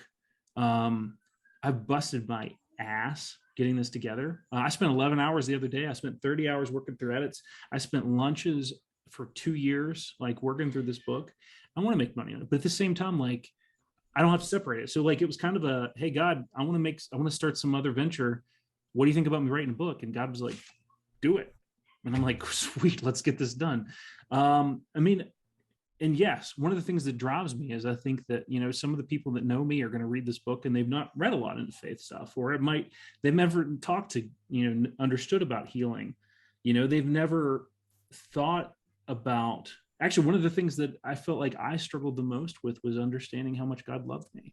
And if I could come out of this and saying, hey, listen, if you come away from this saying God loves me more, then I have done my job. Even if I don't sell you a book, I don't give a rip. If I've come out of this and you're not a faith guy, and you said, hey, listen, I don't care about this faith stuff, but you know what? This guy seems to think I'm worth something, so I'm going to think more about myself. Then I've done my job. I want to uplift people and say, hey, and if somebody's, waging war for their kid because they're having cancer, or their kid has cancer, or their kid's fighting through heart issues, or their kid has whatever, then yeah, I want to get that book out there for them. But the number one thing is I want to uplift people, and I want to make money while doing it. So call me a greedy capitalist, whatever, I don't care. Tony Robbins makes billions or millions, right? And nobody's going to call him a greedy cat. You know what I mean? Like, it's kind of goofy. I know what you're saying, but like, it's just goofy. All those people that we look up to, whether it's Oprah or whoever, you know what I mean? Like, they're all making a lot of money doing the same thing. So, because you get a car and you get a car and you get a car. She didn't steal those cars, man. Exactly. It's all good, man. And that's why they make so much money, because there is so many people out there needing this information, right? Like, that's the thing. Like, if there wasn't, they're not doing anything wrong. Because if there wasn't, they wouldn't consume the information and buy the product. Period. You know what I mean? And that's the thing. The thing about making money is people that forget. Because also, they could say the same thing about Gary and I. why do I go to your gym and I have to pay you because blah blah blah? And I've heard those questions before. I'm like, well, you're not paying for the mats and this and that. I do have to pay rent. I have to do this, but my time is valuable, right? Like because I'm taking away from my family, my children, doing this and that. Yeah. Not that I don't love this and I don't love you, but I may get divorced for spending time with you. You know what I'm saying? Like we gotta Let's not let that happen. yeah, we gotta put this in perspective. So sometimes I do think that people don't think about all that, all that stuff, which is equally as important. It's a But bad self-image, and people have a bad image of money, and it's okay. You know what? I was there. yes, But you're right, like 100%, dude. If you're putting your time into something and you're bringing expertise and you're making people's lives better, that's the fundamentals of capitalism. Not to get political or get to economics or anything like that, but like, dude, you guys bring a service, and you can probably bring a kick-ass service. Like, you're teaching people not just how to fight and train, but you're making people's lives better in a lot of ways, and you're making people's self-images better, and you're making people's lives and marriages better. Because, like, dude, if you're fat and out of shape and you can't protect your wife, your self-image is going to suck and your life's going to suck. But if you're strong and you're healthy and whole, your life's going to be a little bit better. Maybe it's just 1%, but dude, people pay millions sometimes for 1% better. well, RL, I don't even think you could have said that better than Gary himself, who's the best speaker I know. I don't know about that. Listen. I think it really does come down to that for me. Is like we should really be investing our time in things that promote more happiness, in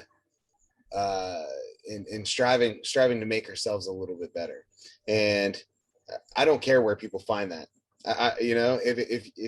If you find it outside of religion, then great. Yeah, And if yeah. you find it within religion, great. I want happier people with happier interactions, and I think that's the only thing that helps. So Yeah. Well, let's do this, guys. I think it's beautiful. I'm afraid if we go too long, we're gonna miss all the beauty in this ending here. You guys did a great job. So, RL, where can we find your book? What do you want to finish up with, and how can people support you and everything else? Yeah. Right now, you can go to my website, and most people aren't going to be able to spell my name, but it's www.rlshawver. And there's a West Virginia in the middle. I tell people that, so hopefully they remember it. Just like I tell people that RL stands for really little. So when they see me at 6'3", big dude, they're going to be like, oh, something's up with this dude, but Change that because they'll start thinking about something else being real little. RL, just I don't care. I know they're thinking it, and I'm waiting. I've not, surprisingly, as many times as I've said that, I've not had a single person say, well, maybe you're not hanging out with our friends. Well, it's because I haven't used it on my buddies either, because they would say it in a heartbeat. They'd be like, oh, I know what RL stands for. But you can follow me out. You can hit me on my website. You follow me on Facebook. Just hit me up, man. I'm pretty open guy. I like to share and uplift people. My book's available on Amazon right now. Right now, the digital copy is all it's available. Unfortunately, like with some of the COVID shutdowns and stuff, my printed copy is laboring. It should have came out on September 6th. We're still waiting on it. But pick it up. Dude, if you need it and you're like going through struggles and you think this book will impact you, email me, message me on Facebook, hit me up on my website. I'll send you a free copy. Like I want to see people impacted on this. But if people want to grab it, that's awesome. If you want to review it, that would help me. Because one of the weird things is apparently I've sold like a decent amount of books, like not a ton. I think I've sold a couple hundred books, but I was told that like sometimes people go like 15 books and they get in number one category. And like I've sold a couple hundred and I wasn't in the number one category. So apparently, but once we started getting people reviewing the book and like putting it out there and saying, hey, listen, this is what I thought about the book, then it helped me hit up in those Amazon categories, whatever. Sorry, I'm nerding out on data. That's what I do. It's fine. you're perfect. Yeah. But yeah, and support your guys. Keep doing what you do. Keep rocking it out. Like if Brazilian Jiu-Jitsu is your jam, keep doing it, man. I think I think it's incredible. I mean, if you have a group of people that you're loving what you're doing, you know, I did karate for a couple years when I was a kid, and then a little bit more, and then now we've got my oldest in Hapkido, and I'm actually thinking about putting Samuel in some type of martial art. I'm not sure with his heart surgeries what we have to keep him from, but dude, martial arts were a big part of my life, and I was dumb and started jumping in football and said I wanted to play football. You know, 7th grade year, you never play a ton of football, you know? So I was just like, I might should have continued and like did whatever, but I don't know. I did what I did. And maybe some point you'll see me back in the game. And I'd like that, but I definitely like my kids to be, because the discipline and the camaraderie and the things that I learned, you really can't put great words around other than that it was helpful, you know? Well, that's perfect. Gary, bring us home, buddy. Guys, go out and get RL's book. Like you said, it's available over on Amazon. Hopefully the physical copy will be out soon. So support him. I'm definitely going to check it out, brother. So guys, thanks again. Another rest round. I love you guys. Butch, take it easy. Yeah. Thank you, Take it easy, RL. Thank you. But actually, you did awesome. I appreciate you. Thank you for everything you've done, and thank you for the good words. And I'm thankful that we met you and did this, man. Thank you for everything. I appreciate it, man. It's been really good. All right, buddy. Have a good night, guys. Good night. Later, guys.